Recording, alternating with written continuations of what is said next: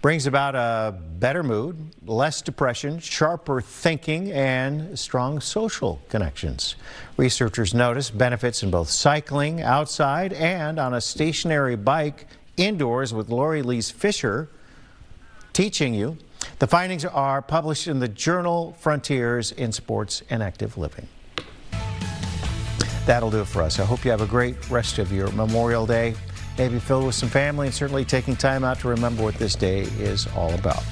I'll see you again tomorrow for the Fox 9 Morning News, and back here at 11, this beautiful shot from Ely. All Day starts now.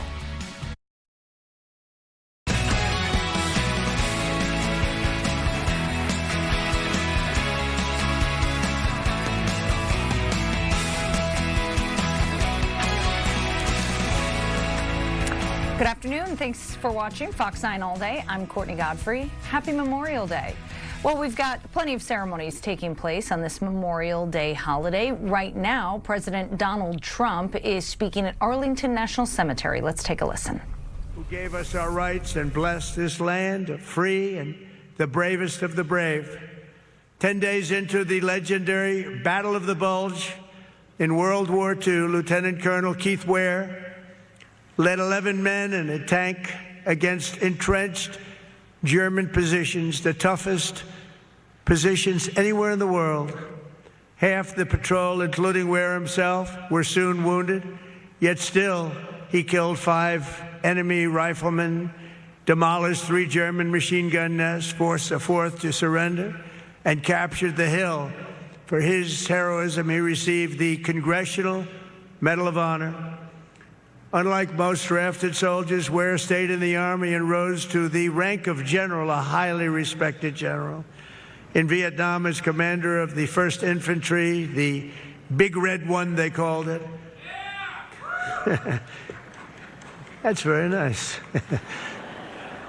He led from the front, and in 1968, that's where he was shot down, surveying enemy positions for the famous assault on Hill 222. Known as the Fighting General, he's buried here in Arlington, and with us is his grandson and namesake, Staff Sergeant Keith Ware, an Air Force veteran. Keith, where are you, Keith? Where are you, Keith? Hi, Keith.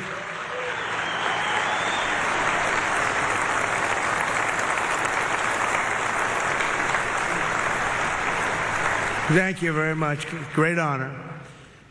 We're also honored to be joined by a man who, like General Ware, is a veteran of the largest battle in U.S. Army history, the Battle of the Bulge.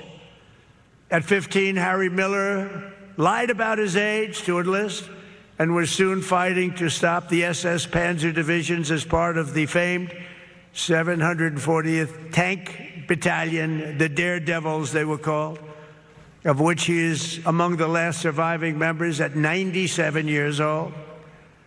Within 6 months after the battle, Harry's unit lost 42 comrades. He's remembering them today. Sergeant Miller, it is a true honor to have you with us. Sergeant Miller.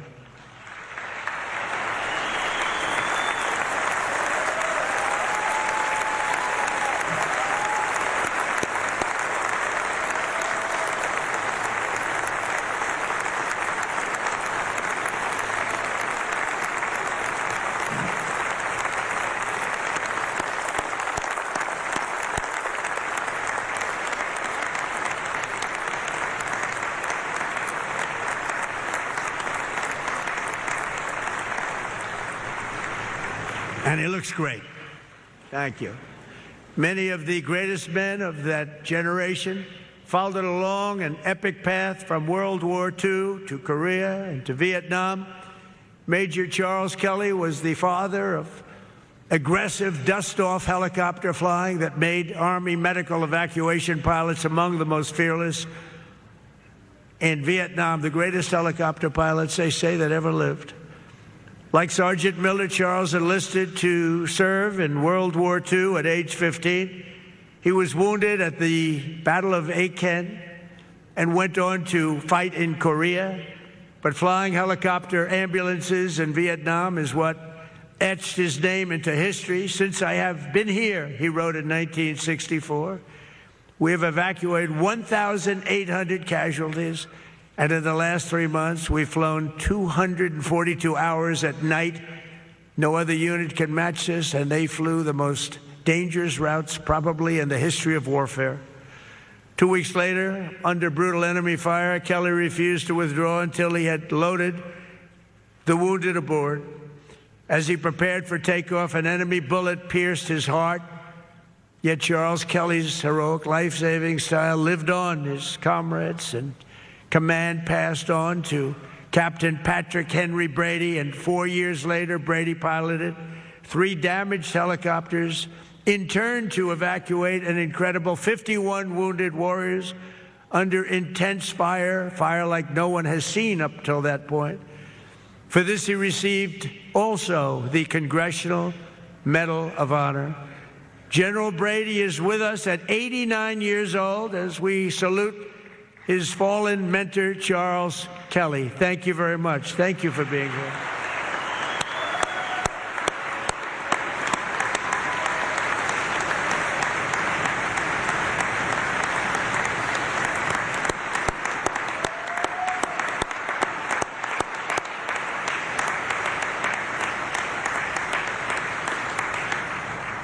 Thank you very much. Sergeant First Class Matthew McClintock enlisted in the Army in 2006 and became a very special Green Beret. In 2016, he found himself in an hours-long firefight with Afghan terrorists. When a comrade was severely wounded, Matthew wanted to find a landing zone for a medevac rescue. Very dangerous, horrible way to be flying. He was reminded on the dangers, but Matthew replied, "We have to save him. We have to do it." Running out in the face of mortars and rocket-propelled grenades, he went to work, but was soon gravely wounded. He was hit from every possible angle. Matthew fell that day, but the soldier he gave his life to save survived and thrived, and Matthew was awarded the Silver Star. We're deeply honored to be joined by Matthew's mother, Joyce, his widow, Allie, and his precious young son, Declan. Here to remember Matthew at his grave in Section 60, 10 years later. So Joyce and Allie and Declan, we salute Sergeant Matthew McClintock as an American hero. Please. Thank you.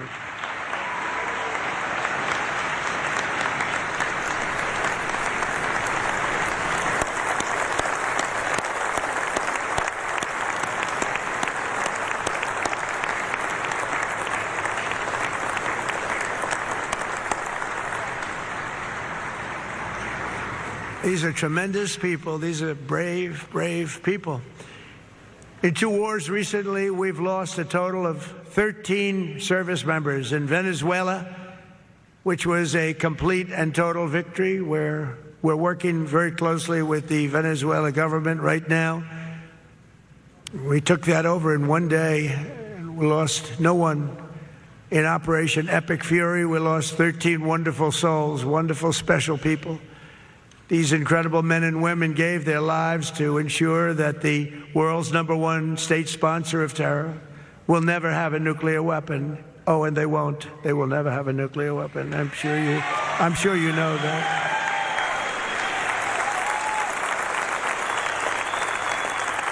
One of them was Major Ariana Savino Lindsay, and we're joined by her great family, Omira, Darren, Zevin, and Wick. Stand up, please. Please. There he is. There he is. Thank you very much. Thank you, Vic.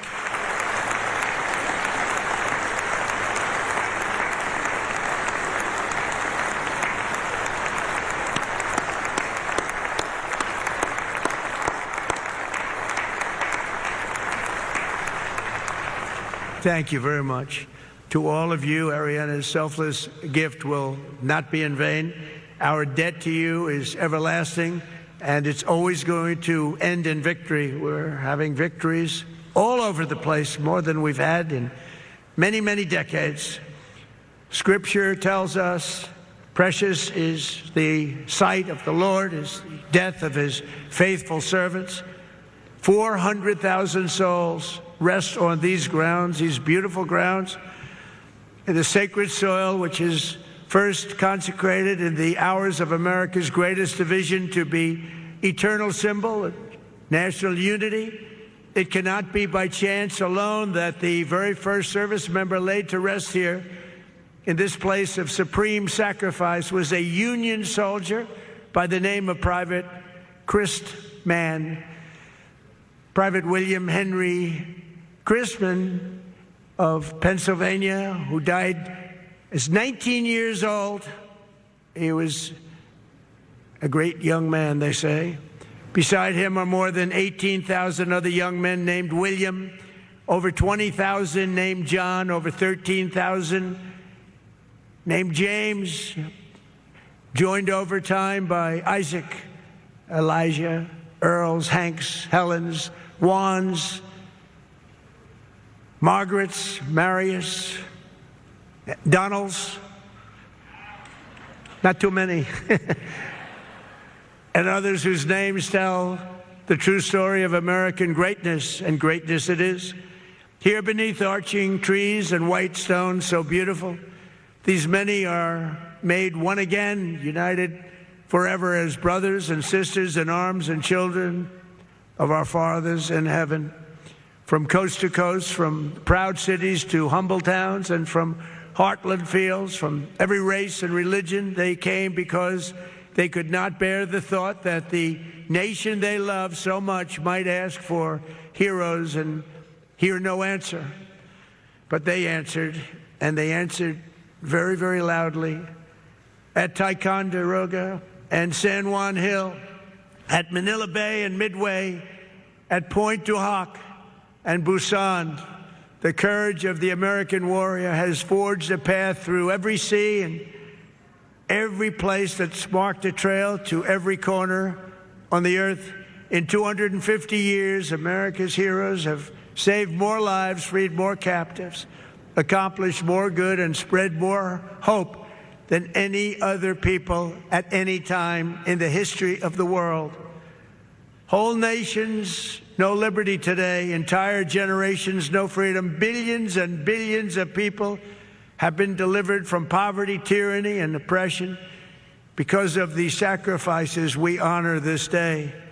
That's why from Brittany to Sicily, from Panama City to Saipan, from the Netherlands to North Africa to New Zealand, this whole planet is adorned with memorials to America's fallen and to America's greatness, to their courage, carved in marble and engraved in the hearts of all of mankind. We will never forget you. From 1776 to 2026, America has always stood as a great and moral cause. Our warriors are no mere mercenaries. They are guardian angels who stride across the battlefields of history and stand watch over the highest and most beautiful plains the human spirit has ever seen, holding the line between liberty and tyranny, between civilization and barbarism, between good and evil. Wherever the American soldier walks, wherever he fights, wherever he fails, and wherever he falls, he does it for the destiny of a nation like no other. There's never been anybody like you. And for the fate of freedom on this earth, we salute you like nobody has ever been saluted before.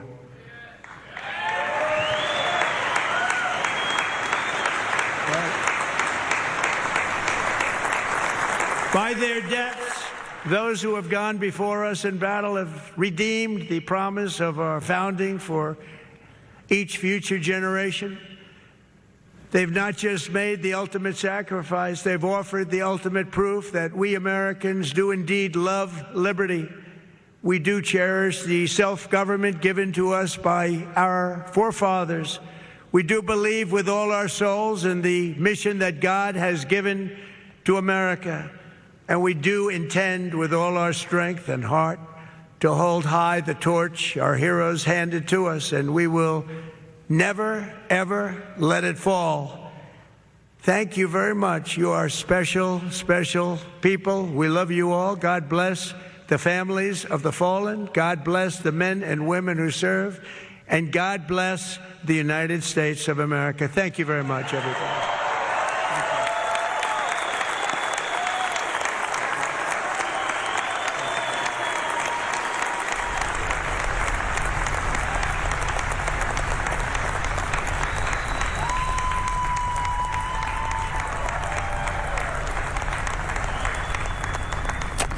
All right, you were just hearing from President Donald Trump speaking at Arlington National Cemetery today. That is the only event on his schedule for this Memorial Day holiday, obviously, as he continues negotiations over a possible resolution to the Iran war. That is, again, the only thing on his schedule for today. Coming up in our show, we're going to have plenty to talk about. We've got Memorial Day ceremonies happening at Fort Snelling.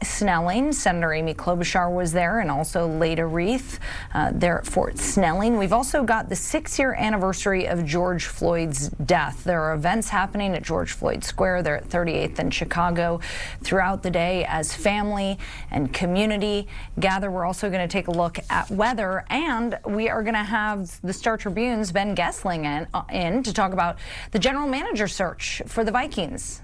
But as of right now, we're going to take a quick break. Stay with us.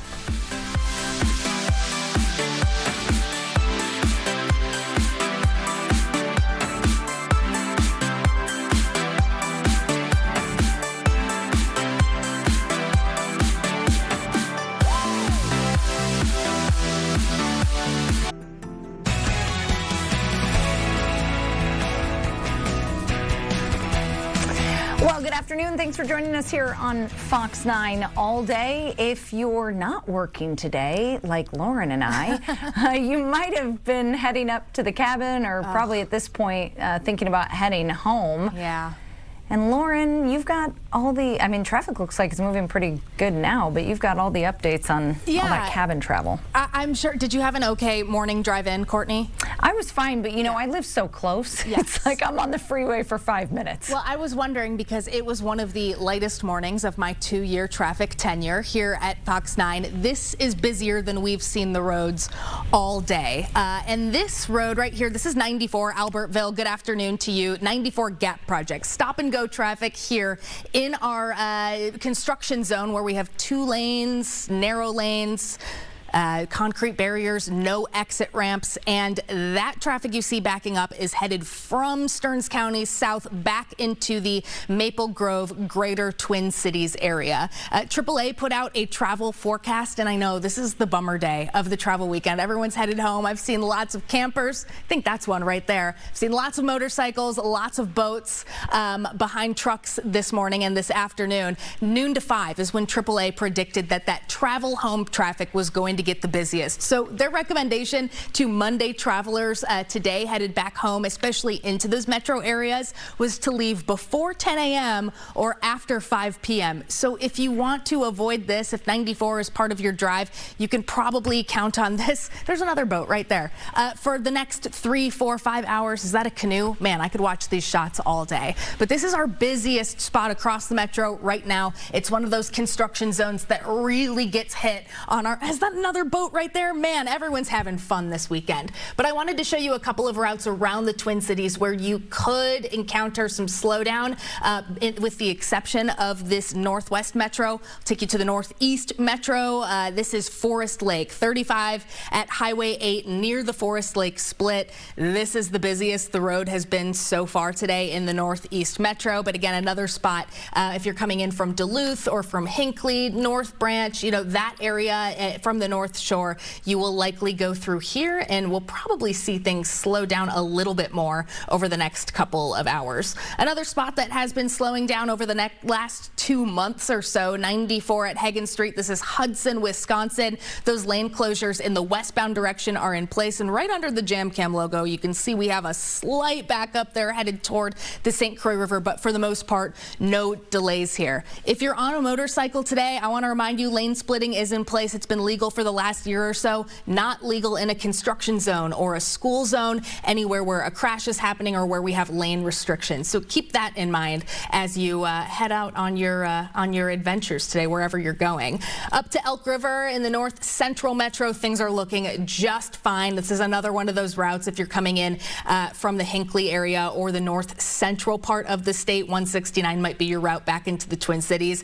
No issues here. Lane closures will resume around this area between Elk River and Coon Rapids starting tomorrow night. If you're heading to the airport, if you're dropping someone off after a fun weekend vacation in the Twin Cities, or if you're headed back home, 494 has been looking excellent all morning long. This is the route that slows down at any time of day during our morning and evening commutes and even during our off-peak travel. We will see overnight closures resume later this week, but MnDOT knew that the airport was going to be a busy place this weekend, so if you're headed there at any time of the day, I haven't been seeing any issues. I did want to quick talk about gas prices because over the last couple of days we have seen things drop slightly. $4.30 is the average according to AAA across the state of Minnesota. That is slightly below Wisconsin's average of $4.37, which has also dropped a little bit over the weekend.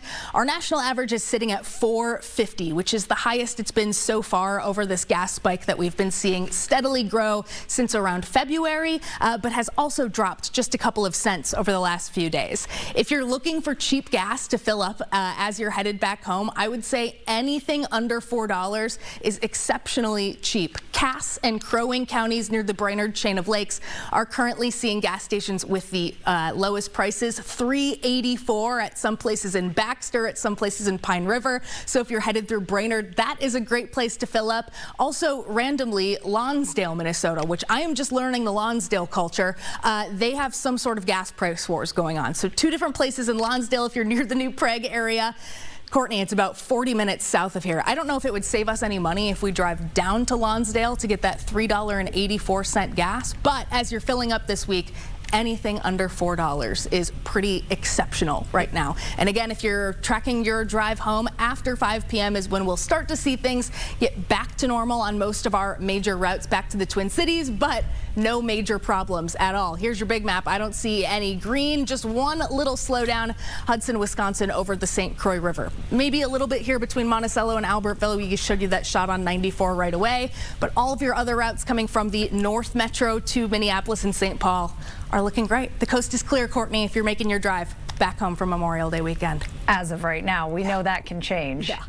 Yeah, we were coming back from Milwaukee yesterday on 94, and there was quite a bit of construction, but we were traveling on Sunday. I'd like to see that stretch today. I'm sure it's a lot busier. Yeah, I think Monday was predicted to be busier than Sunday. You know, people want to enjoy that full weekend if they had the opportunity to take Monday off, unlike us. That's right. That's right. But good advice about the gases and also great advice when it comes to motorcycles. I saw a lot of motorcycles on the road yesterday with all this warm weather. So a great reminder about construction zones and school zones for those motorcyclists. That lane splitting, it catches people by surprise. You know, we haven't had that in Minnesota, but yeah, if you're in a regular driving zone and speeds get slower than 25 miles per hour, those motorcycles can split right between us. Yeah, I had a couple come up on me yesterday, like, ooh, yeah, freaked me out a little bit, but not used to it, but we'll get used to it. We will. All right, thanks, Lauren. And as I mentioned, beautiful day today. It's currently in the 70s here in the Twin Cities Metro, and those temperatures are only climbing. Let's check in with meteorologist Keith Marler with your full weather forecast. Well, we've got ourselves quite the little Memorial Day holiday when it comes to our world of weather, coming off of a few rumbles of thunder through yesterday evening, mainly across southern Minnesota. And then we had a couple of little storms roll just north of the metro in central Minnesota as well in the early morning hours. All that energy got out of here, but it left us with just a touch more humidity in the atmosphere than we had yesterday. Yesterday's highs in the 80s. We had 83 in the metro, some mid to upper 80s across the west. Well, that came with dew points that collapsed back down to the 40s. So it was a very toasty heat that built as we went on into the better part of our Sunday afternoon. Today, though, our dew points are in the 50s, which is still, technically speaking, summer comfort, but we haven't done a lot of that with some higher temperatures, so it's more noticeable than yesterday's dew points in the 40s. Far from uncomfortable. The uncomfort you might experience with today's heat just comes from the heat itself, not necessarily from the dew points, so not necessarily a cloying heat. Our records are deeper into the 90s, a lot of records in the mid to upper 90s for this time of year. By the end of the month next week, we have records that are in the triple digits. But today's record is 94, set back in 1978. It could always be colder, always. Our record low, 33, set back in 1901. But a regular high for this time of year, 72 and 53 for a morning low. 83 was yesterday's high temperature. So again, 11 degrees above average. Today we're aiming for something in the upper 80s. So easily 15 or 16 degrees above average today.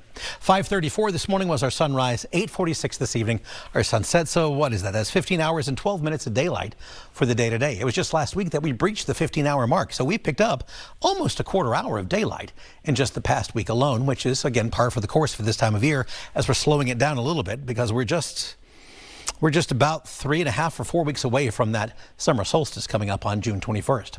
So as we go on out the door for us today, looking at sunshine and a high of 88 degrees. Some pocket 90s all across parts of the west. Possible widespread heat building for the day today across the state as a whole. Now, there are some storms that are firing up in Canada today. They could launch a couple across the Arrowhead, central and northern St. Louis County, Lake and Cook counties. This would be mid to late afternoon into maybe even the dinner hour.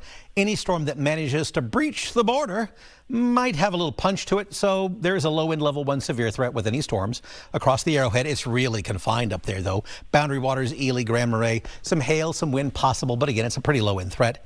And then as we go overnight tonight, there's actually a low wind level 1 threat along and south of the Minnesota River Valley. Again, not our storms. This is Nebraska and Iowa activity, but it's just a little splash zone just in case something crosses the border. Maybe a couple of pocket storms would get up in there. Of those, if there are 5 storms, maybe half a storm, if that, would have a little hail and wind that would qualify for severe criteria. Just a heads up that we could see a couple of storms, mainly on the Iowa border, Interstate 90. Otherwise, some passing clouds down south. But we stay mild as the dew points hang in there in the 50s. Then as we go on into the day, on Tuesday, yeah, we build more heat and that humidity lingers and builds. So a dew point flirting with 60 as we go on into our day on Tuesday. High of 91 here in the metro as we head on into our Tuesday afternoon. Widespread upper 80s and lower 90s and a dew point around 60. Well, yeah, now we're feeling more like summer indeed as we go back to work and school for our Tuesday afternoon. All right, how are we getting there? Well, first and foremost, those dew points are slowly creeping on up as we go on into our, not just today, but into tomorrow and Wednesday especially.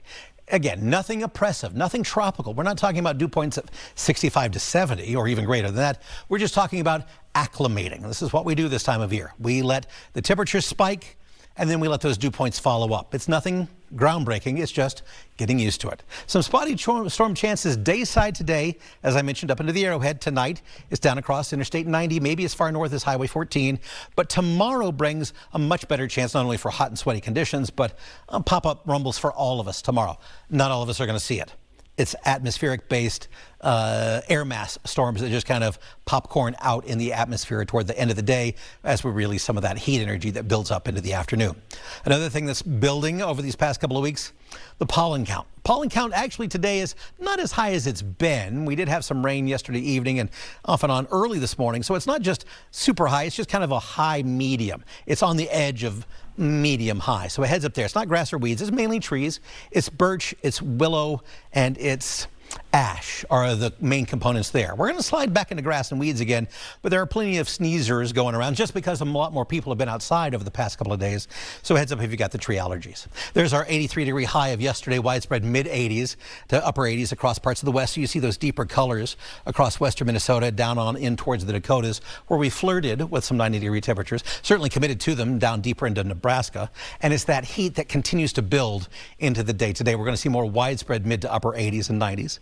The dew points this afternoon, noticeable. No one's oppressive. There are no big widespread 60s overhead. There'll be some localized 60-plusers out there, but that has more to do with regional-based or localized-based farming than anything else. Air mass stays with dew points in the 50s overall, but that's noticeable for this time of year as the area of low pressure is well to our north, the high pressure is well to our southeast, and so we get this return flow out of the south-southwest at 5 to 15 miles per hour.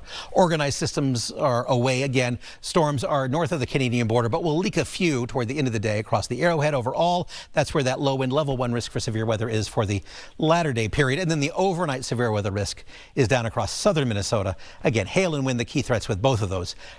Evening, overnight for the two of those overall. Now, when it comes right down to it, plenty of sunshine for the day today. Hot and on the edge of humid, if you want to think of it that way, as we head for highs today in the mid to upper 80s overall. We'll go for those 88-degree markers in the metro, some isolated 90s out towards the west, but a beautiful classic Memorial Day overall. Overnight tonight, we'll find up a couple of storms to the south. Oh, again, quick note, that's how isolated those storms are across the Arrowhead, as they kind of go pop and then poofed, they're gone. Popcorn storms down to the south, that might even be overdone from what we might see. An isolated 1, maybe 1.5. Could pop a little hail and wind, and then woof, they're gone. Tomorrow we reset the atmosphere, we build the heat and a touch more humidity. Highs in the low 90s, dew points approaching 60, maybe just tickling here and there. And then we fire off again. All of us have a chance for some storms to fire on up as we head on into tomorrow afternoon or even into sunset, but they die off after sunset. And then we do the same thing roughly again into the day on Wednesday as well. But with a little bit more humidity, we might not make it to 90 on Wednesday. We'll see how that works out. For today, sunny and sweaty, turning much warmer and a touch humid. A high today around 88 degrees, dew points in the mid to upper 50s. Mostly clear and quiet tonight. Overnight lows in the 60s. Chance for storms tonight is across southern Minnesota. Closer to Iowa you are, you better your chances.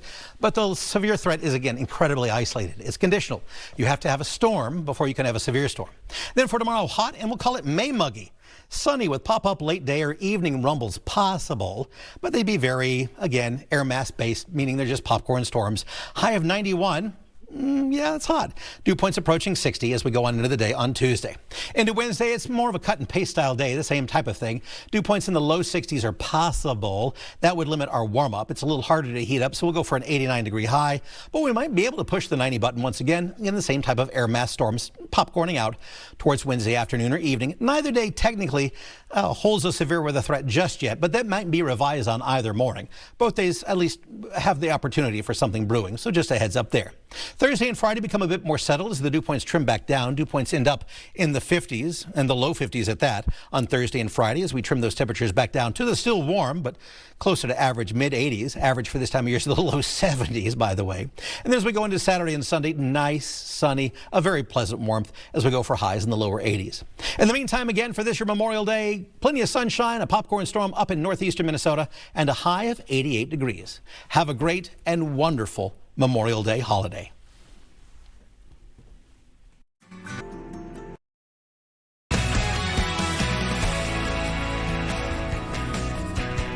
Welcome back to Fox 9 All Day. Well, the calendar says summer, but in our hearts, it's always Viking season. The Star Tribune's Ben Gessling has been kind enough to take time away from his Memorial Day celebrations to join us to chat. Ben, thanks for coming in. Absolutely, Courtney. Thanks so much for having me. I mean, I think what's on everybody's minds right now is this general manager search. Get us up to speed. I mean, right now they've got 5 finalists for the job. Yeah, so they're bringing in 5 of the initial candidates that they talked to for second interviews.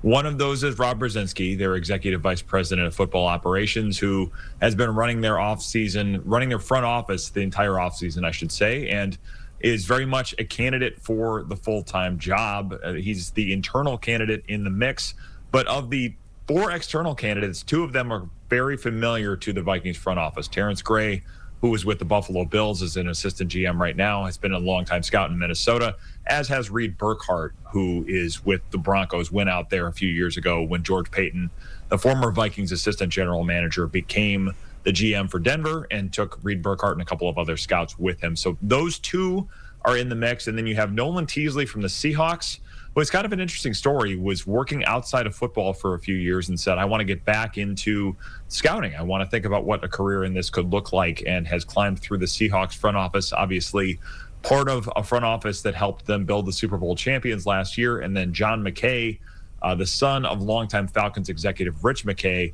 who has been with the Rams for quite a few years and knows Kevin O'Connell from there. So you have an interesting mix of candidates with some people that have familiarity in Minnesota, and then some people, specifically in John McKay, that have some familiarity with Kevin O'Connell.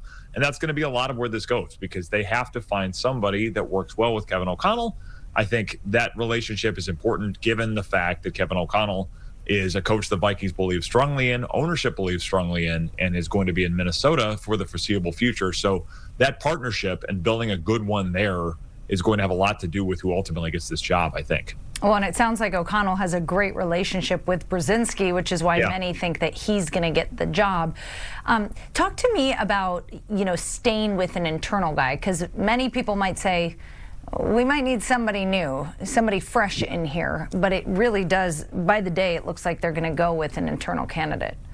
Well, there is the question, I think, with him of the scouting background. That's the thing everybody brings up. And they have talked about this through the offseason of you don't have to have a quote-unquote super scout be the general manager all the time. It's not as though that's the only thing the GM does is go out and scout players and look at tape of college prospects. There's a lot more to the job than that, and there are a lot of successful NFL general managers that don't come from that background. Howie Roseman, for example, from the Eagles, comes from the salary cap management world, which is where Rob Brzezinski comes from. But if you were to go that way, it does mean you have to probably add a little bit in the scouting department or make sure that there's a strong relationship between the scouts that they have and Rob Brzezinski running the front office. And he's worked with those groups for a long time, worked with coaches for a long time. So I think those relationships are there. And we heard a lot of the scouts the Vikings have praise the job that Rob Brzezinski did this offseason in running that front office. But you're not talking about somebody that comes specifically from that background. He's been in NFL front offices for 34 years,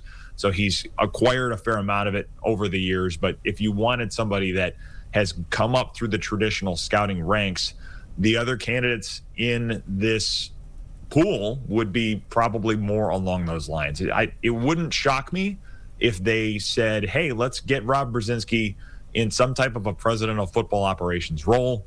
And then maybe you have somebody that's a younger GM come in that is a little more directly involved with the roster. That's a possible solution. The Wilfs have talked about wanting a traditional setup, but I wouldn't rule out something like that. I think that could be intriguing to say, let's take Rob Brzezinski, who has the trust of so many in the front office, has the trust of ownership, and then bring in a younger GM that can kind of grow and develop with him, and then you're kind of set for the long term as well. So we'll see where all of this goes, but I think that's kind of the question, Brzezinski versus the field, if you want to put it that way. I think the question the Vikings would have to answer is, what does that mean for the scouting process, and how do they get a solution that works for everybody there? And Brzezinski's been with the team since 1999. What's his relationship like with Coach O'Connell? Does Coach O'Connell get any say in this process?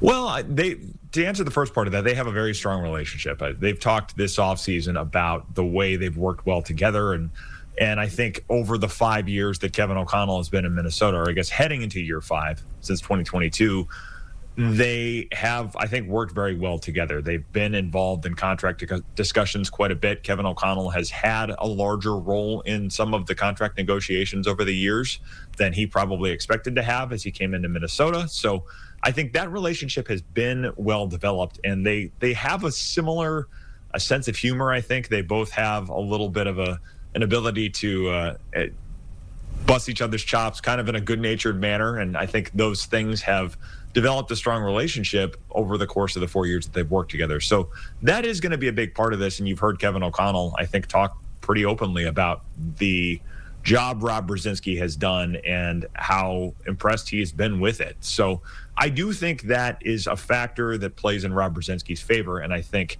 building that relationship with Kevin O'Connell becomes really important because you have a coach who has an NFL Coach of the Year award already, has won a lot of games in 4 years, and also needs to have some playoff success and needs to have a foundation at quarterback. I mean, this has been something that, this is no secret, this has been the chief job of Kevin O'Connell's time as the head coach, is figuring out that quarterback situation for the long term, and that is still very much a question. So somebody that sees things the way that he does, somebody that can have candid conversations with him about what a quarterback should do in this offense and the types of players that would fit those traits, I think is going to be a big part of making this work. NFL front offices or NFL organizations are strongest when they have three things that they feel really good about: the general manager, the head coach, and the quarterback. So if you get two of those things in place, solving the third part of that, the quarterback, is going to be job one for this new partnership. And I think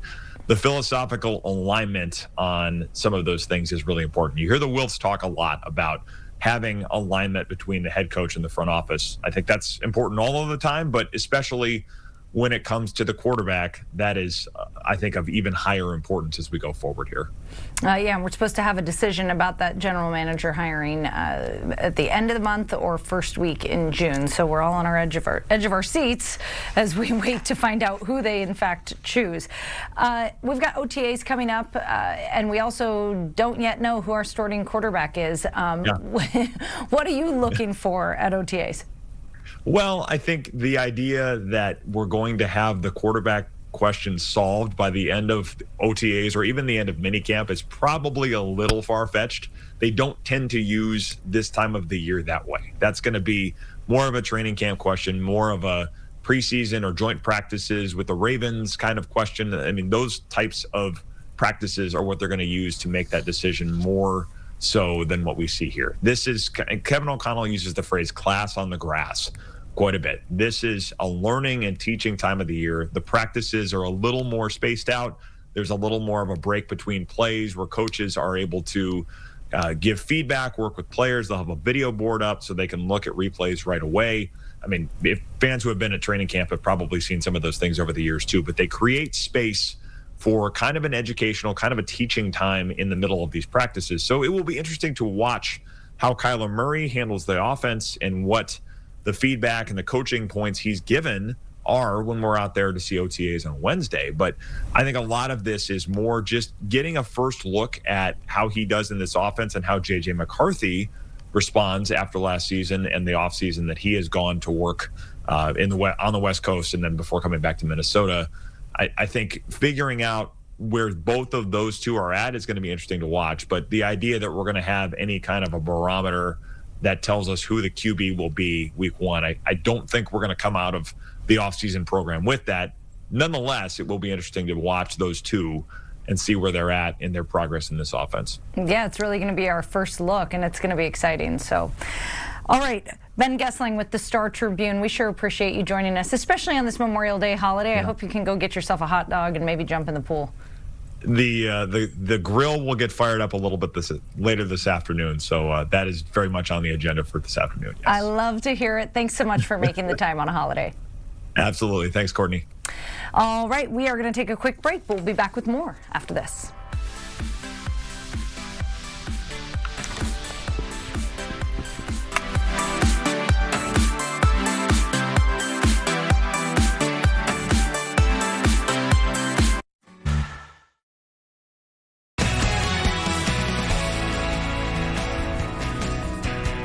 Thanks for joining us here on Fox 9 all day. It's currently 78 degrees here in the Twin Cities metro. Well, happy Memorial Day, everybody. Happening now, the Vietnam Veterans Memorial Fund and National Park Service is holding a Memorial Day ceremony to honor fallen U.S. service members. The memorial is happening at the Vietnam Veterans Memorial in Washington, D.C. Let's take a live listen in. Children never born, jobs never performed, and examples never set. The men and women who followed the flag to war were our best, those who would have become doctors, mayors, plumbers, business executives, teachers, electricians, etc. They were the men and women who would have built and strengthened the fabric of our society and country. For each one we lost, a sliver of that possible future was taken from us. The wall also represents the missing in action, the MIAs. Out of 58,276 names on the wall, there are 1,566 soldiers, sailors, airmen, and Marines whose fate is still unknown. And their families still wait for information on their lost loved ones. After more than half a century, their parents are gone. Their siblings are now in their 80s. Their children are in their 60s. And even their grandchildren are in their 40s. Still, they wait for the return of their loved ones' remains or definitive answers about their fate. 3 weeks ago, I was a guest of Mission POW MIA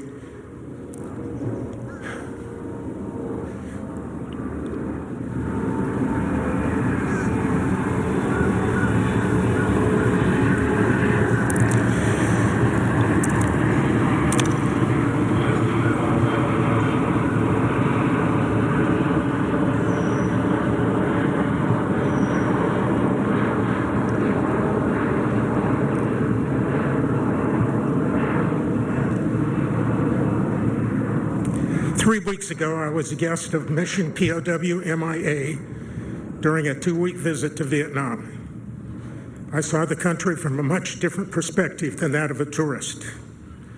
Not only did we visit several wartime museums, including the Hanoi Hilton Prison Museum, but we traveled from Hanoi to Ho Chi Minh City, visiting battlegrounds, mass burial sites, and military cemeteries. We visited the excavation site of an F-111 that was lost in the last year of the war, as well as a field in South Vietnam where one of our members lost her father, who was a pilot in Vietnam. While we were there, we met with U.S. Embassy officials, in-country members of the Defense POW MIA Accounting Agency, Vietnamese officials from their Ministry of National Defense, Vietnamese veterans organizations, and even an association of martyred families.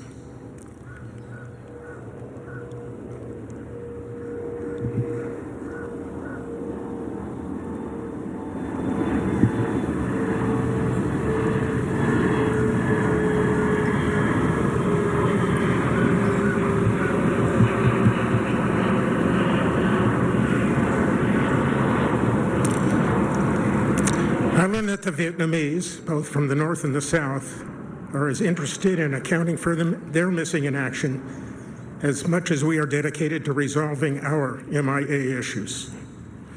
We are fortunate that Vietnam and the United States are cooperating closely in this common endeavor. Our mutual interest in addressing the problem of our missing demonstrates the toll suffered by families, regardless of which side you fight for. I was told that the Vietnamese believe that the souls of their fallen soldiers will wander restlessly until they are brought home. I think many of us feel the same way toward our missing family members and compatriots. They are out there somewhere, and we want them home. And we hurt because we cannot have them with us. The wall is an appropriate reminder to all of us of the real cost of war. It is not in financial figures. Nothing on the wall represents those values. The real cost is incalculable human life and lost generations.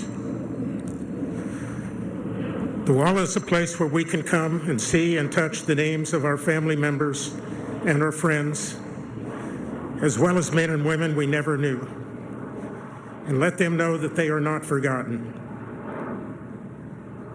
Not only not forgotten, but actively remembered and honored and respected. They have left us with a debt which can only be repaid by our commitment to remember that they willingly went in harm's way for others, and it cost them their lives. Although we remember the fallen today on this Memorial Day celebration, we can best honor them by living lives, the lives that they were denied, and conducting ourselves with integrity in daily service to our country and its ideals. Thank you.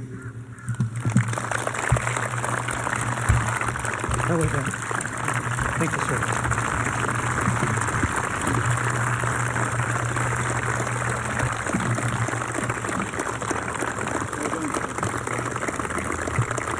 Thank you, Colonel Brazelton. If I could ask those of you who are laying wreaths today to please come forward on either side. While our wreath bearers get into position, I'd like to take a moment to say a few thank yous and provide some updates from VVMF. I offer my thanks to all of our Yellow Hat Park Service volunteers who do so much to honor and remember our veterans every day. They're the face of this memorial to nearly 5 million visitors every year. And to the amazing staff of the Vietnam Veterans Memorial Fund for all their hard work all year long. I'm happy to share that VVMF recently created a new Service Beyond Service Award for living Vietnam veterans who continued to serve their country and their communities after their time in Vietnam. On March 29th, we announced the first 49 recipients I know at least one of them is here in person, Joe Zingerle, who led the Pledge of Allegiance. Nominations are open for those who will receive the award next year. Please go to our website for more information or to nominate your Vietnam veteran. Also, VVMF created a new legacy scholarship for lineal descendants of Vietnam veterans.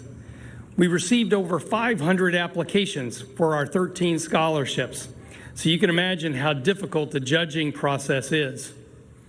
We plan to announce the recipients on or about July 15th. If you want to make donations to increase the number of scholarships we can offer, please contact us for more information. And I'm happy to say we finally were able to make a change many veterans asked for. Now, those of you who know you want to be included in our In Memory Honor Roll when you pass, you now have the option to pre-enroll yourself for that honor. Contact us now. We'll add you to our registry of Vietnam and Vietnam-era veterans, and we'll add you to the honor roll when your family lets us know that it's time. Now, looking forward, 2027 will mark the 45th anniversary of the dedication of the wall. We'll have a number of special activities throughout the year, culminating in November of 2027 with the reading of the names for all 58,281 on the wall. Go to vvmf.org/connect to sign up for announcements about anniversary year activities. And now, let me direct your attention to the representatives of several of our nation's leading veteran service organizations as they join us in laying wreaths in honor of the fallen. Ladies and gentlemen, please welcome bagpiper Chris Jackson, who will be playing Amazing Grace, and this is his 29th straight year playing here at the wall. All right, you have been taking a live listen in to Memorial Day ceremonies happening at the Vietnam Veteran Memorial there in Washington, D.C. Various speakers taking to the stage there for that event. We're going to continue talking about Memorial Day and cutting into various ceremonies that are taking place across our nation today, but we've also got some other news happening. Coming up after the break, we are going to hear from Ahmad Hicks, and he's going to talk all things NBA playoffs and the Twins, who are on a winning streak. We're also going to go live to George Floyd Square on the 6th anniversary of his death. Stay with us.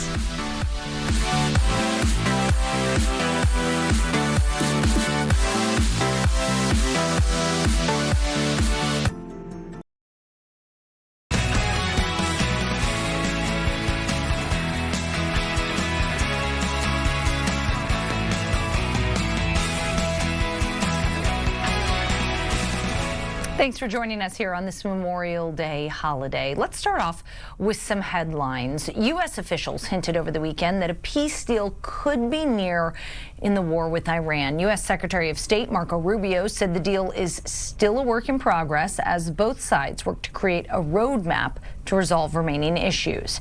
President Donald Trump said the deal would end the war and open the Strait of Hormuz. It's not clear when the deal might be finalized. But optimism over a potential end to the war is already impacting prices at the pump. Crude futures dipped by more than 6.1% as of early Monday, and AAA is reporting the average price for gas in Minnesota is $4.30. That's down from yesterday's average of $4.32. The national average today is $4.50. And here locally, a man is dead after a shooting in Minneapolis early Monday morning. Minneapolis police say they were called to East 41st Street and Columbus Avenue on report of shots fired just after midnight. The man was found in the street suffering from gunshot wounds. Officers provided medical aid but say the victim died at the scene. What led up to the shooting is still unknown, and there are currently no suspects in custody. A crash on Highway 3 just south of Farmington leaves at least one person dead. The State Patrol says an SUV was headed south on Highway 3 when it crossed over into oncoming lanes and hit a car. There were 3 people involved in the crash, an 18-year-old woman, a 19-year-old man, and a 36-year-old who was driving the other car. We know at least one of them is dead, but police have not released any specific information as of yet. Well, back to Memorial Day celebrations. This morning, a celebration was held at Fort Snelling to honor the service of veterans who are interned at the cemetery. The ceremony started with the presentation of wreaths to honor fallen soldiers and their families.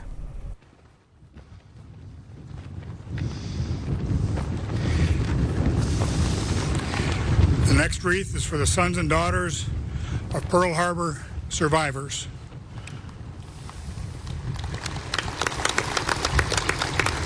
I went to Pearl Harbor for the first time a couple years ago.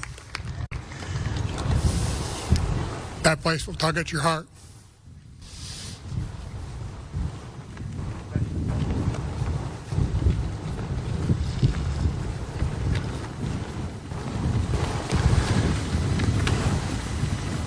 The next wreath is for the Fort Snelling National Cemetery. I'm out here every week on Friday of the Rifle Squad, and the dedication these people have to this cemetery, keeping it look, we are known as the Arlington of the North.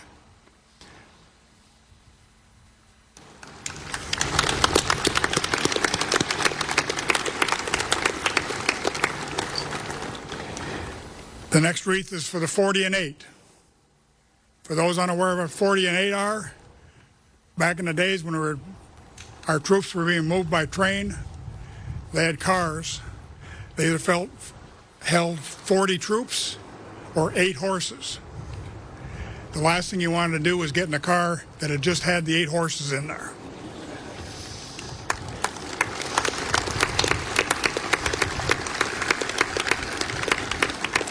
And the final wreath is for the Veterans Benefits Administration.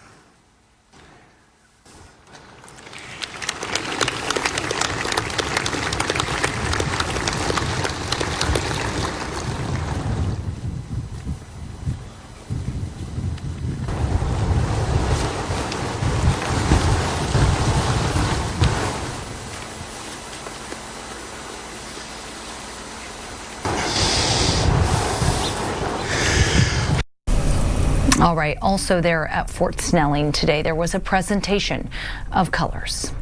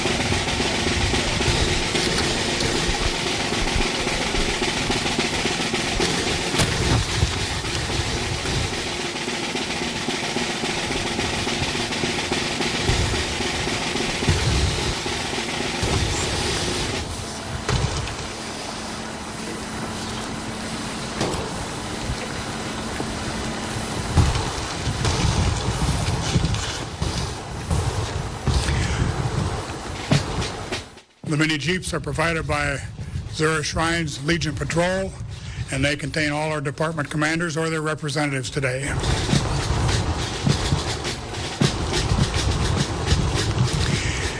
And our riderless horse is also provided by Zura Shrines Horsemen.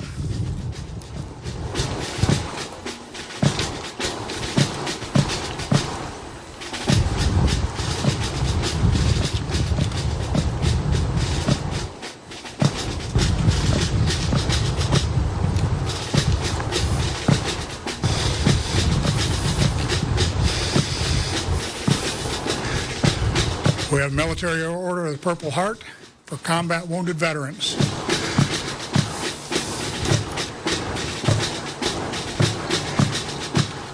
and the Special Forces Association.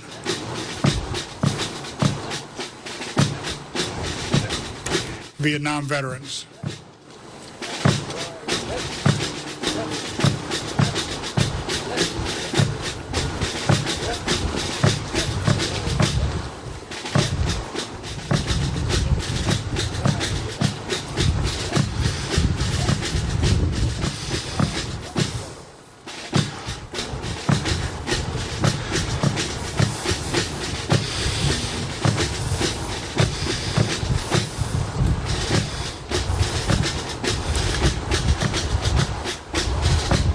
Please remain standing for our national anthem. Senators Tina Smith and Amy Klobuchar were also in attendance at those events today. Well, today marks 6 years since George Floyd was killed by a Minneapolis police officer, his murder sparking a nationwide movement over police accountability and racial inequity. 6 years later, the intersection where he was killed, now known as George Floyd Square, is a place of reflection and activism. Today, family and community members are gathering at 38th in Chicago for a street festival. We're taking a live look in because you can see there Governor Tim Walz in attendance at George Floyd Square. Let's just take a live listen in and see if we can hear what the governor is saying to attendees. Oh, it's a great community. It's incredible. What happened here, we got more work to do. Thank you. We found our case again. All right, we are going to be dipping into that event throughout our show today. You can see Governor Walz there at George Floyd Square commemorating the 6-year anniversary of his death. Switching gears here, it is an absolutely beautiful day here in the Twin Cities metro. High 70s right now and climbing, and I hear it's only going to get hotter tomorrow. Keith Marler has a full check of your weather. Well, we've got ourselves quite the little Memorial Day holiday when it comes to our world of weather, coming off of a few rumbles of thunder through yesterday evening, mainly across southern Minnesota. And then we had a couple of little storms roll just north of the metro in central Minnesota as well in the early morning hours. All that energy got out of here, but it left us with just a touch more humidity in the atmosphere than we had yesterday. Yesterday's highs in the 80s. We had 83 in the metro, some mid to upper 80s across the west. Well, that came with dew points that collapsed back down to the 40s. So it was a very toasty heat that built as we went on into the better part of our Sunday afternoon. Today, though, our dew points are in the 50s, which is still, technically speaking, summer comfort, but we haven't done a lot of that with some higher temperatures, so it's more noticeable than yesterday's dew points in the 40s. Far from uncomfortable. The uncomfort you might experience with today's heat just comes from the heat itself, not necessarily from the dew points, so not necessarily a cloying heat. Our records are deeper into the 90s, a lot of records in the mid to upper 90s for this time of year. By the end of the month next week, we have records that are in the triple digits. But today's record's 94, set back in 1978. It could always be colder, always. Our record low, 33, set back in 1901. But a regular high for this time of year, 72 and 53 for a morning low. 83 was yesterday's high temperature. So again, 11 degrees above average. Today we're aiming for something in the upper 80s. So easily 15 or 16 degrees above average today. 5:34 this morning was our sunrise. 8:46 this evening our sunset. So what is that? That's 15 hours and 12 minutes of daylight for the day today. It was just last week that we breached the 15-hour mark. So we picked up almost a quarter hour of daylight in just the past week alone, which is again par for the course for this time of year, as we're slowing it down a little bit because we're just about 3.5 or 4 weeks away from that summer solstice coming up on June 21st. So as we go on out the door for us today, looking at sunshine and a high of 88 degrees. Some pocket 90s all across parts of the west. Possible widespread heat building for the day today across the state as a whole. Now, there are some storms that are firing up in Canada today. They could launch a couple across the Arrowhead, central and northern St. Louis County, Lake and Cook counties. This would be mid to late afternoon into maybe even the dinner hour.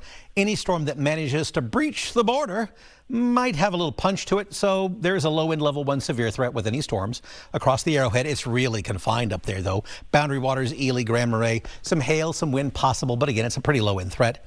And then as we go overnight tonight, there's actually a low-wind level 1 threat along and south of the Minnesota River Valley. Again, not our storms. This is Nebraska and Iowa activity, but it's just a little splash zone just in case something crosses the border.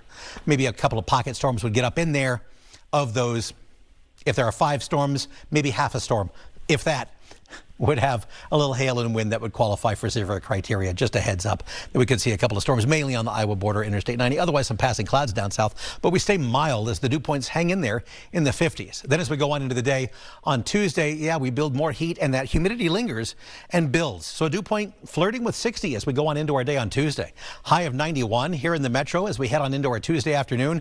Widespread upper 80s and lower 90s and a dew point around 60. Well, yeah, now we're feeling more like summer indeed as we go back to work and school for our Tuesday afternoon. All right, how are we getting there? Well, first and foremost, those dew points are slowly creeping on up as we go on into our, not just today, but into tomorrow and Wednesday especially. Again, nothing oppressive, nothing tropical. We're not talking about dew points of 65 to 70 or even greater than that. We're just talking about acclimating. This is what we do this time of year. We let the temperature spike and then we let those dew points follow up. It's nothing groundbreaking. It's just getting used to it. Some spotty storm chances dayside today, as I mentioned, up into the Arrowhead. Tonight, it's down across Interstate 90, maybe as far north as Highway 14.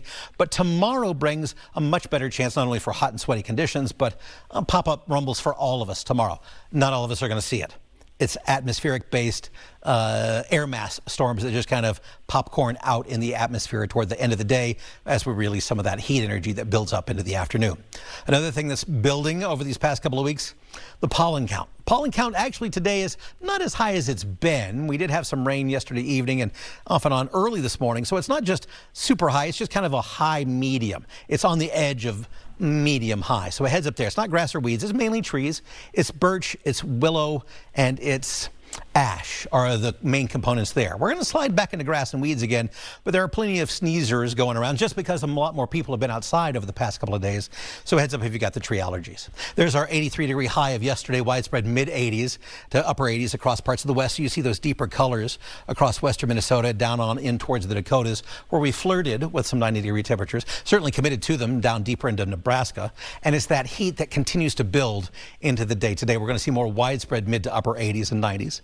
The dew points this afternoon, noticeable. No one's oppressive. There are no big widespread 60s overhead. There'll be some localized 60-plusers out there, but that has more to do with regional-based or localized-based farming than anything else. Air mass stays with dew points in the 50s overall, but that's noticeable for this time of year as the area of low pressure is well to our north, the high pressure is well to our southeast, and so we get this return flow out of the south-southwest at 5 to 15 miles per hour. Organized systems are away again. Storms are north of the Canadian border, but we'll leak a few toward the end of the day across the Arrowhead overall. That's where that low wind level 1 risk for severe weather is for the latter day period. And then the overnight severe weather risk is down across southern Minnesota. Again, hail and wind, the key threats with both of those. Evening, overnight for the two of those overall. Now, when it comes right down to it, plenty of sunshine for the day today. Hot and on the edge of humid, if you want to think of it that way, as we head for highs today in the mid to upper 80s overall. We'll go for those 88-degree markers in the metro, some isolated 90s out towards the west, but a beautiful classic Memorial Day overall. Overnight tonight, we'll find up a couple of storms to the south. Oh, again, quick note, that's how isolated those storms are across the Arrowhead as they kind of go pop and then poofed, they're gone. Popcorn storms down to the south, that might even be overdone from what we might see. An isolated 1, maybe 1.5. Could pop a little hail and wind, and then woof, they're gone. Tomorrow we reset the atmosphere, we build the heat and a touch more humidity. Highs in the low 90s, dew points approaching 60, maybe just tickling here and there. And then we fire off again. All of us have a chance for some storms to fire on up as we head on into tomorrow afternoon or even into sunset, but they die off after sunset. And then we do the same thing roughly again into the day on Wednesday as well. But with a little bit more humidity, we might not make it to 90 on Wednesday. We'll see how that works out. For today, sunny and sweaty, turning much warmer and a touch humid. A high today around 88 degrees, dew points in the mid to upper 50s. Mostly clear and quiet tonight. Overnight lows in the 60s. Chance for storms tonight is across southern Minnesota. Closer to Iowa you are, you better your chances. But the severe threat is again incredibly isolated. It's conditional. You have to have a storm before you can have a severe storm. Then for tomorrow, hot and we'll call it May muggy. Sunny with pop-up late day or evening rumbles possible, but they'd be very, again, air mass based, meaning they're just popcorn storms. High of 91. Yeah, it's hot. Dew points approaching 60 as we go on into the day on Tuesday. Into Wednesday, it's more of a cut and paste style day, the same type of thing. Dew points in the low 60s are possible. That would limit our warm up. It's a little harder to heat up, so we'll go for an 89-degree high. But we might be able to push the 90 button once again in the same type of air mass storms popcorning out towards Wednesday afternoon or evening. Neither day technically holds a severe weather threat just yet, but that might be revised on either morning. Both days at least have the opportunity for something brewing, so just a heads up there. Thursday and Friday become a bit more settled as the dew points trim back down. Dew points end up in the 50s and the low 50s at that on Thursday and Friday as we trim those temperatures back down to the still warm but closer to average mid 80s. Average for this time of year is the low 70s, by the way. And then as we go into Saturday and Sunday, nice, sunny, a very pleasant warmth as we go for highs in the lower 80s. In the meantime, again, for this your Memorial Day, plenty of sunshine, a popcorn storm up in northeastern Minnesota, and a high of 88 degrees. Have a great and wonderful Memorial Day holiday.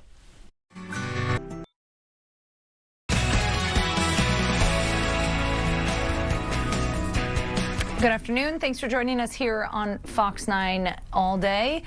Happy Memorial Day to everybody out there. As we continue to honor our fallen soldiers, we want to go back out to Washington, D.C. The Vietnam Veterans Memorial Fund and National Park Service is holding a Memorial Day ceremony to honor fallen U.S. service members. The memorial is happening now at the Vietnam Veterans Memorial there in Washington, D.C. Take a listen.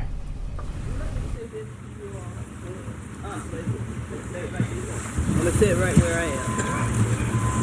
I just like for you all that are here to keep me in your prayers, because I just lost another brother on the 22nd of this month. And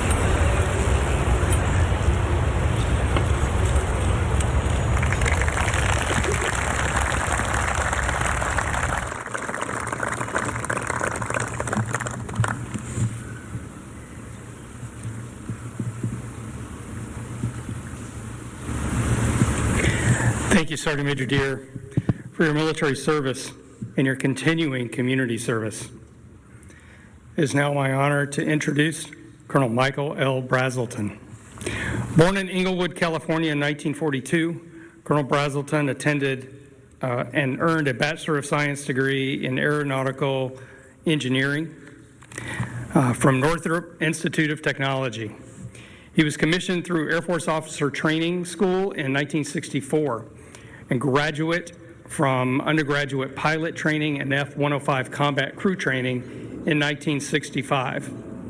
He was assigned to the 357th Tactical Fighter Squadron, 355th Tactical Fighter Wing in Thailand from January 66 to August 66, accumulating 330 hours of combat flying time. Colonel Brazelton was shot down by anti-aircraft artillery on August 7, 1966 at Tai Nguyen, 39 miles north of Hanoi, on his 111th combat mission. He was captured by the North Vietnamese militia and held as a prisoner of war until repatriated in 1973.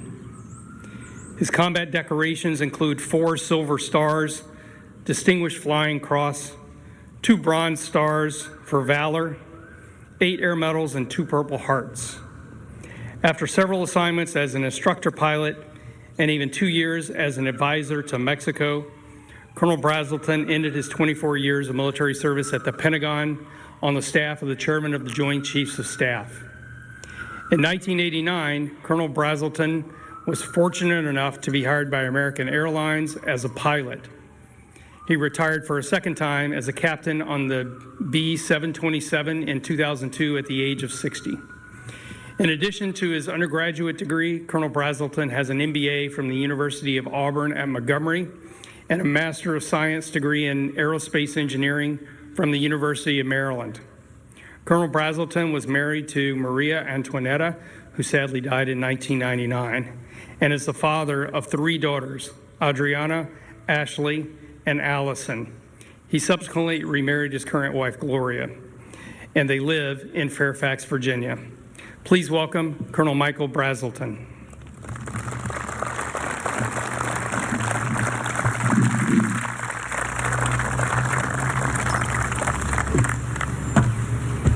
Thank you.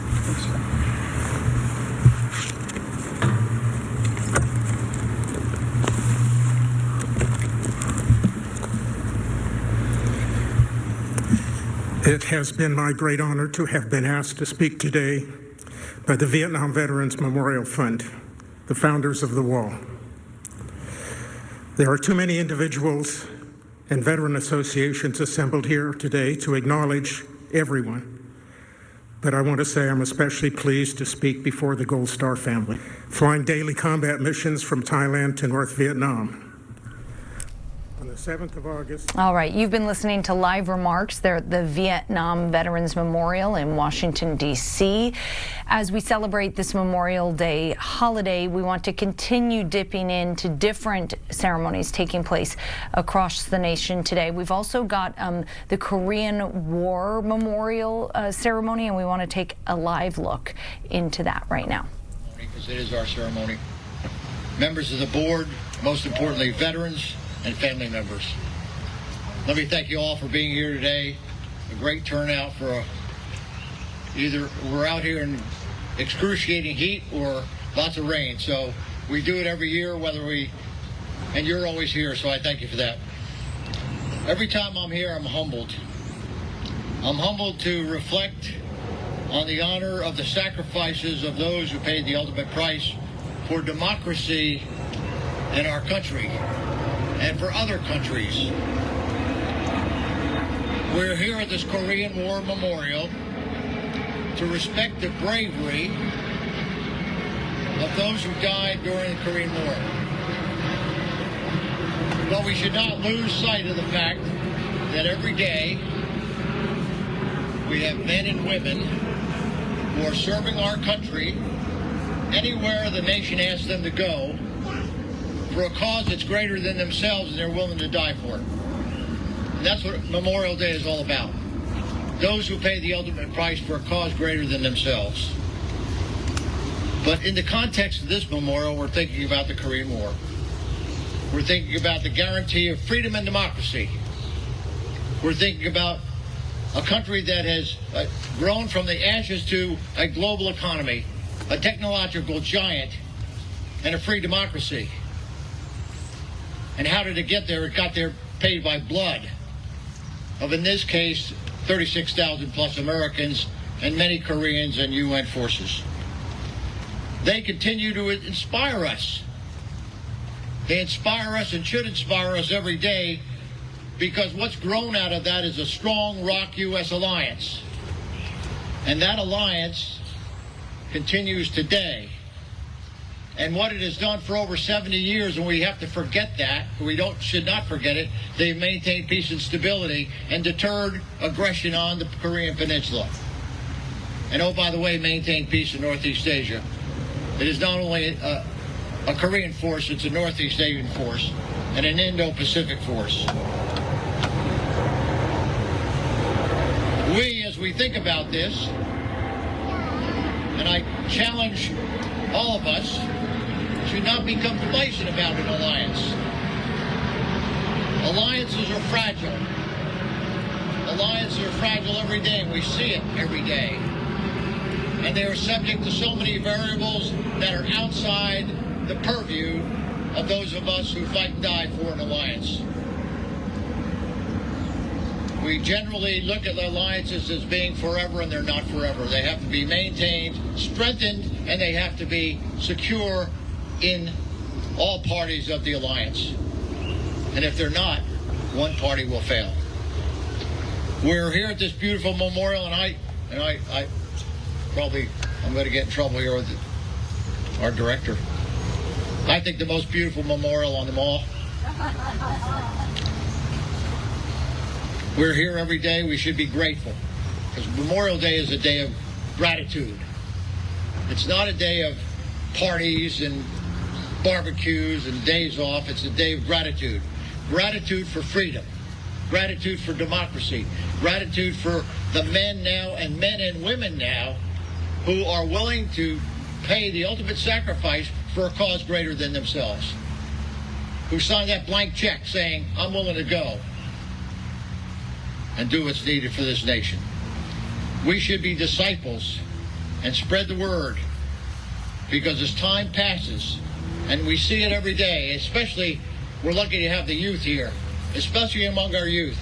the forget curve goes down very steeply. They forget what the price is. They forget how we got there. They think about today and not what were the elements, the catalysts that allowed us to get there today. So we, who are here honoring those who died, need to be disciples. We've seen that work in other ways. We see everywhere around the world, and we're seeing today as we look at Iran, that the cost of freedom carries a huge and large cost. And generally, who pays for that cost? Today, we remember who carries that burden. It's carried by the youth. It's carried by young men and young women, for the most part, 18 to 24 years old. And I'm going to challenge you as we leave this today. Don't just run out of here and go home. Go up there and look at the names. Look at the first 84 panels. Look at the privates and private first classes of each service. These are the youth of America that paid the price. So we stand in the shadow of the memorial. Look at this 36,000. All right, you've been taking a live listen in to the Korean War Veterans Memorial there at that monument in Washington, D.C., as we continue to celebrate the sacrifice that our service members made today on this Memorial Day. We're going to take a quick break here, but when we come back, we're going to continue marking Memorial Day. We're also going to take a live look into George Floyd Square, another check of your weather, and we're also going to talk to our very own Ahmad Hicks about all things NBA playoffs. Stay with us.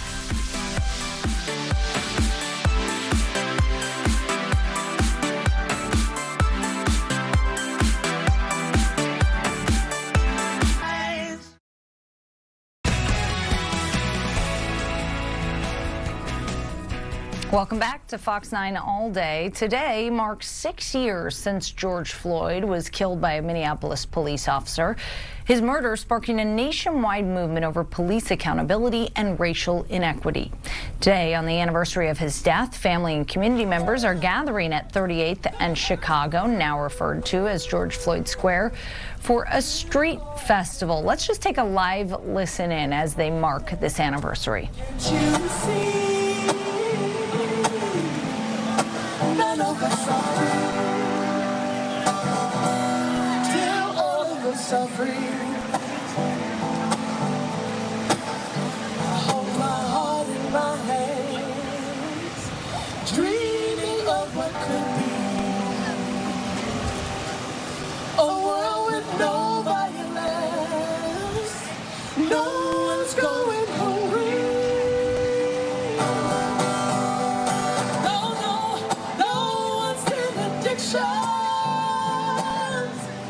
No one's dying young, no. Every life is sacred, more sacred than your guns. It's gonna cost you too, 'cause when they hurt me, yeah, they hurt you.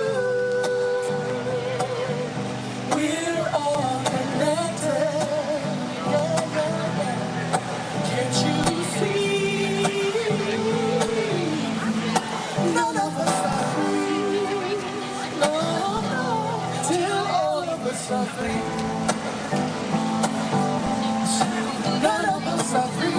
Oh, ooh, till all of us are free. Now you say it with us. None of us are free. Till all of us are free.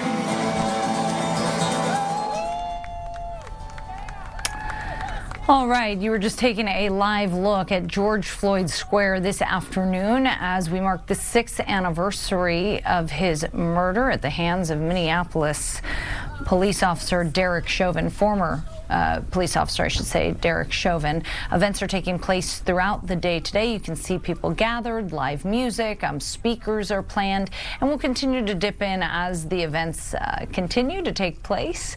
But as you can see, also some lovely weather out there today for those celebrations. And on that same note, Grammy-nominated singer and actor from The Wire and 90210, Tristan McWilde, was at George Floyd Square this weekend, where he was one of the moderators of the George Floyd Day of Remembrance. Our very own Simone Woolridge spoke to him Friday from George Floyd Square. Take a listen. I wanted to bring in someone who is also there. His name is Tristan McWilde. He's a Grammy-nominated actor and also an artist. You might remember him from The Wire, also 90210. Tristan, we appreciate your time. Thank you so much for being with us. I think, what did you just step in your car over on George Floyd Square? Yeah. Okay. Just trying to, make sure it's a little quieter in here for you guys. Yeah, absolutely. I know that you're also, I just named, some of the things that you were a part of, but you're also a voice for social justice. Just wanted to talk to you about, this morning you were one of the moderators of a panel. You were alongside Deborah Watts. She's the cousin of Emmett Till. You were also with Brandon Williams as well. He's the nephew of George Floyd. How did you become a part of this panel, and then what brought you, of course, to the Twin Cities? Honestly, my sister, Leslie Redmond, I think besides all of the community work that she's been doing, and our mutual friend, Christoph Murphy, who, God rest his soul, passed away a few years back due to COVID-19. We kind of had we understood that we both had an understanding of what was needed to be done in our community and different things that we could do to not complain, but to actually activate. Yeah, and we weren't able, of course, to be in the room during a photographer was, but we weren't specifically to be a part of that panel. What were some of the things that you all talked about? Honestly, just trying to figure out, I think one of the biggest takeaways from our panel today was us as a community trying to figure out what we can do, especially when it feels like the world is up against us, where it feels like the protections that we once had, as slight as they may have been, are starting to become weaker, and our political powers are being taken away from us. Our voting rights are being taken away from us. What are the things that we can do, not only as community people in community leaders, even people with businesses, corporations? What can we all do to not just show performative support, but to actually get together, and what will create lasting change? Tristan, will you be a part of some of the other events taking place this weekend, or are you heading back out of town? I mean, I've been back and forth, okay. So I might come back in for a few more things. But man, literally anytime that Leslie calls or the city calls, I make sure that I put some time on the board for them to be here for this. Yeah, she does a lot for a lot of people. What is sort of your feeling when you come back? I know you're sitting in the car right now, but you were just, standing at George Floyd Square there at 38th in Chicago. Mm-hmm. What are your feelings when you stand there and you just sort of take it all in? Man, it's naturally there's an overwhelming feeling of grief and just hurt, but on the opposite side of that, seeing everybody come together, seeing everybody lay their roses down, there's a feeling of hope. There's a feeling of still a little bit of fight left. And I think that's what we need. Even if it's the faith of a mustard seed, we got to make sure that we remain faithful. Yeah, and how do you think we move the needle in doing that? I know that's a loaded question. It is. But honestly, by doing this, by saying his name, by not forgetting, don't let this just be another tick in the news cycle. Make sure that every day, we're out here creating change, and understand that the things that we're doing, not only within our communities, within our businesses, the way that we uphold ourselves, the things that we fight for, understand that we're not fighting for ourselves. Understand that we're fighting to make sure that there's not another George Floyd. Until the day that there's no more George Floyds, no more Philando Castiles, until that day comes, we have to continue to fight every which way that we can. Yeah, and I know you said you're sort of in and out, of the Twin Cities, at the call of Leslie, your sister, but I'm curious, are you keeping in touch with George Floyd's family? I think you've sort of been in and out and talking with them too. Just tell me about that relationship. Absolutely. Brandon, one of his one of his nephews is definitely somebody close. Today, I just got a chance to finally meet George's aunt, who lives here in the Twin Cities, and just honestly, just being around the family, being able to be somebody that they can call on, and not, again, just not in a performative way or I see what I can do, but actually being here, being here, showing face. Man, I think that's one of the biggest things. But yes, I try to stay in contact with everyone as much as I possibly can. And I know you have to jump back out and get back out there, but I wanted to definitely ask you about standing alongside Deborah Watts, the cousin of Emmett Till. I mean, we all know that story of Emmett Till, Yeah. and I can't believe it's been 70 years, but she continues her fight every day and talking about what happened and of course social justice. What is that like for you to sort of stand alongside her after what happened so long ago, and then think about where we are today? You know what it is? You know what it actually is?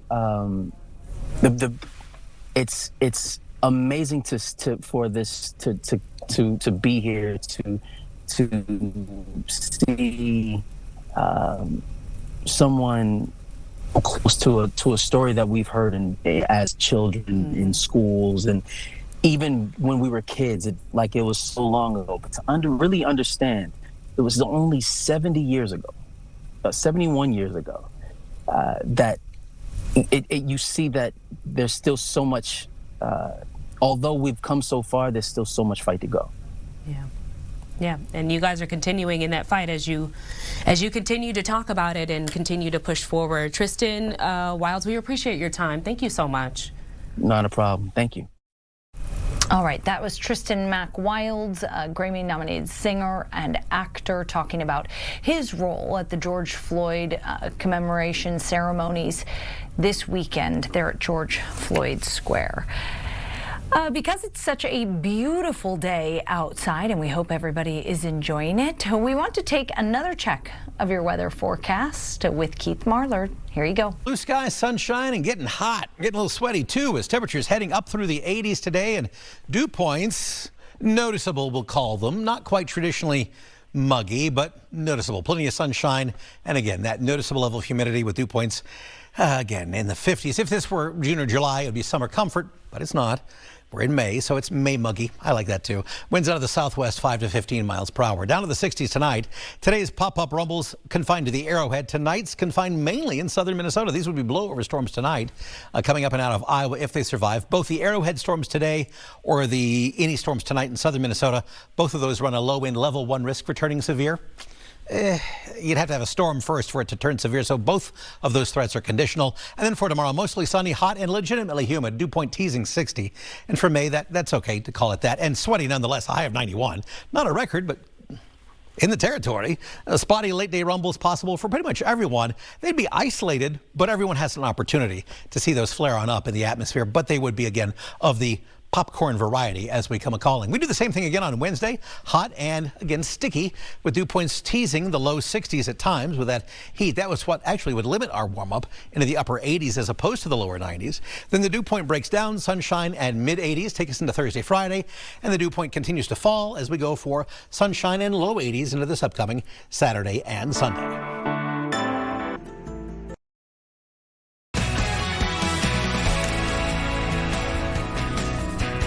Welcome back to Fox 9 All Day. I'm Courtney Godfrey. Happy Memorial Day. We continue to follow Memorial Day ceremonies across our nation today and dip into those as they're happening. But right now, we want to take you out to George Floyd Square. Today, of course, marks the 6-year anniversary of George Floyd being killed by a Minneapolis police officer, former officer Derek Chauvin. His murder sparking a nationwide movement over police accountability and racial inequity as his death made headlines globally. Let's take a listen in. I mean, there's a lot going on out there. There's music, there's speakers as people gather, his family, his friends, members of the community. They're at 38th and Chicago.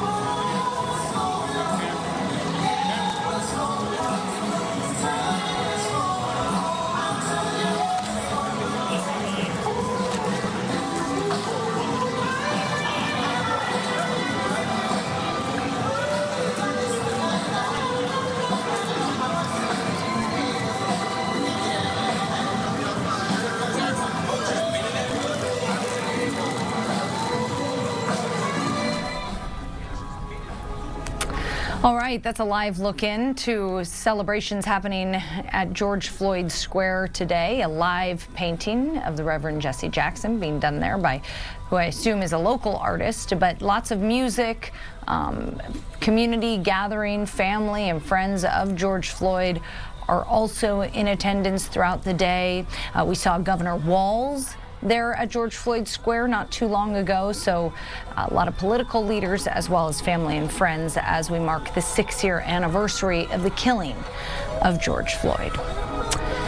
Well, today is also Memorial Day, of course, and we are honoring our U.S. service members who have paid the ultimate sacrifice.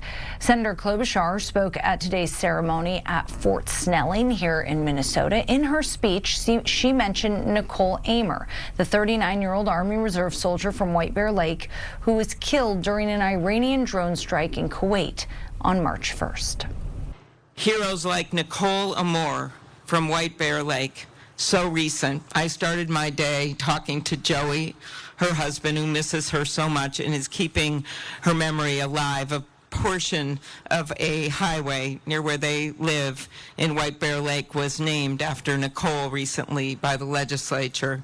And he told me that he was, when I called him, he and the 2 kids were walking that walk in her honor, and then we're going to her gravestone. Nicole made the ultimate sacrifice while serving our country in Kuwait. She was a dedicated soldier who served with distinction for nearly 20 years in the U.S. Army Reserve. She lived a life of service and love for her kids. One is in high school, the other, Addie, just in 4th grade. And when Tina and I were in Dover with the president, when Nicole came home with the others who lost their lives in Kuwait, I will never forget Addie sitting in this chair with this little bunny, who she called Bun Bun, a stuffed bunny, on her lap. And it just brought home that when our soldiers are deployed, their families are deployed too. Her enormous loss, Nicole's loss, is a tragic reminder of everything our service members put on the line for our country, and we continue to pray for their safety. All right, that was Senator Amy Klobuchar at an event at Fort Snelling today. Senator Tina Smith also spoke at the event. Take a listen.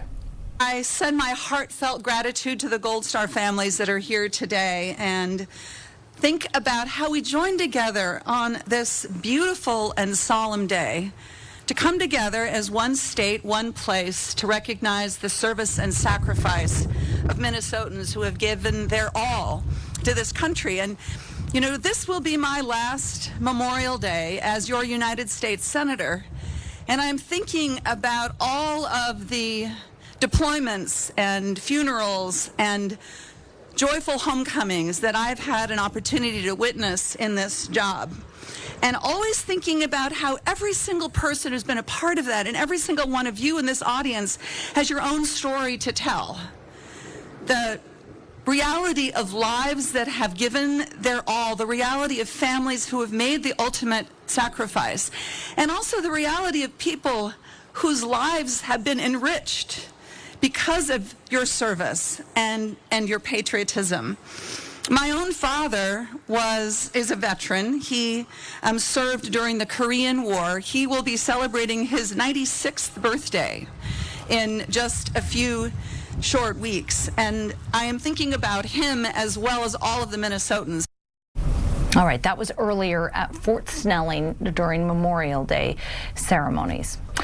We want to switch gears here and talk about sports. I'm going to bring in our very own Ahmad Hicks, sports reporter extraordinaire. Ahmad, how's it going? Going good today. How are you, Court? You know, it's a beautiful day outside. Hope to enjoy it once we're done with this show. Okay, I want to talk to you about Twins first, because from what I understand, they were playing the Red Sox, and this was the first sweep in Boston since 1994. I mean, come on. It's been a long time coming for that Twins team. They're playing some motivated baseball right now, still under that 500 mark, just one win away from reaching that mark, but still an incredible stretch to be in right now, because a lot of people, they know the Twins didn't spend any money this offseason, so not many people expected them to be good, and here they are with a chance to, be 500, kind of getting close to the 4th of July holiday, and then you're talking about they have a wild card spot right now, still a lot of baseball to play, but, I mean, they're doing some really good things right now, and I don't think we should take that for granted. Yeah, it's a long season, so I'm always hesitant to talk about baseball this early because it's like anything could happen. It's a long way to go till October. Okay, let's talk NBA. I'm not going to lie to you, Ahmad. Once the Timberwolves were out of it, I stopped watching, so I know nothing. But I do know that the Eastern Conference Finals and the Western Conference Finals are taking place. Update us on what's happening there.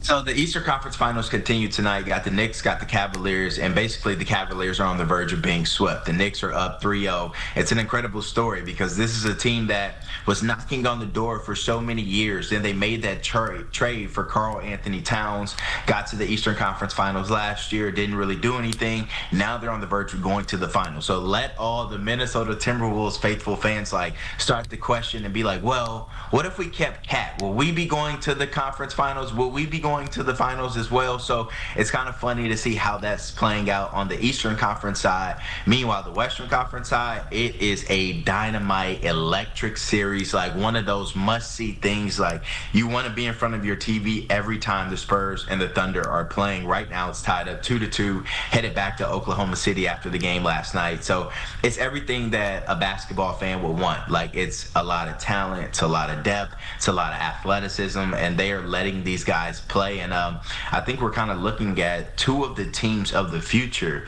in the Western Conference when you talk about the Spurs and the Thunder. Yeah, we've talked about this before, but you were saying the Spurs and the Thunder are top two teams in the league right now. So it looks like, I mean, tell me if I'm wrong, it looks like whoever wins the Western Conference Finals has a very good shot at taking that championship, right? Look, if I was betting, I don't know who I would pick because I lose every time I bet. But if I had to pick a team, I'm picking whoever comes out the West. I just think that they're far more talented than the New York Knicks and what they possess. You know, I do think that Jalen Brunson and Karl Anthony Towns, they're, electric together. I think they're a really good combo. But I also think that Victor Wembanyama and what he presents defensively will be hard to defeat for whoever the other team is. And then you talk about Oklahoma City. If they were to win, how do you slow them down? How do you slow down the MVP and Shai Gilgeous-Alexander? So I think whoever comes out the Western Conference probably will be a lock to win the finals if I had to put some money on it. What is this? I mean, when you look at these teams right now and you think about next season for the Timberwolves, how does this help? I mean, I think that their prospects, I mean, when you see the Spurs and the Thunder and you see them play and you see how good they are, it's going to be really tough for the Wolves is what I'm getting at. So basically, they're going to have to go get a guy like a big who can stretch the court, who can hit some outside shots, but who also can have a presence down low. I think Julius Randle is that at times, but he fails to keep up with the younger athletic bigs nowadays in the league. Like he's just not as fast, not as athletic as he once used to be. And so you kind of need a guy that can stretch the court. And so maybe that's a Johan Berenger. He's not really a shooter though. And so it's like, all right, how is he going to guard Victor Wembanyama for years to come? And how is he going to be able to score against him? So they have to get younger and they have to get more athletic at the power forward position, at the center position. If you're going to let Naz Reid start at the 4, go get you a more athletic center. So they need that, and they also need another scorer. Like they need another star, like someone who can command a double team and take the pressure off Anthony Edwards. Because if you have two players on the court that you can't that you can't play one-on-one at the same time, that just means that it's going to present so many other opportunities for everybody out there. So they need a star, and they need like a stretch big man, somebody who can stretch the court and, also have a presence down low. Okay, Stretch Armstrong is who we're looking for in the next draft. Yes. All right, cool. It's so simple. You know what I'm saying? So simple. Switching gears over to the Vikings, we had Ben Gessling from the Star Tribune on earlier to talk about the general manager search. I know they've narrowed it down to 5 finalists. We are expected to learn who they pick by the end of this month or the first week in June. Kind of get us up to speed briefly about that search. Basically, the Vikings have been taking their time. First they fired General Manager Kwesi Adolfo-Mensah, and then they put in Rob Brzezinski as the interim GM. And they basically said, we were going to wait until the draft to conduct our search. So they did that. They started with about 10-plus names. They did a lot of virtual meetings. Then they trimmed that down to 5 in-person meetings. And so they're supposed to pick from those 5 people that they had in here. So, I think whoever they bring in, though, there's going to be a lot of questions, a lot of eyeballs on him, but I ultimately think that like we won't get to see his footprint for another 2 years. You're talking about someone else's draft that just took place, so he's going to have a whole nother year of just managing someone else's roster and cap. So it's I don't know who the favorite is right now, but okay, Ahmad, I gotta cut you off. I love all your insight. I gotta cut you off.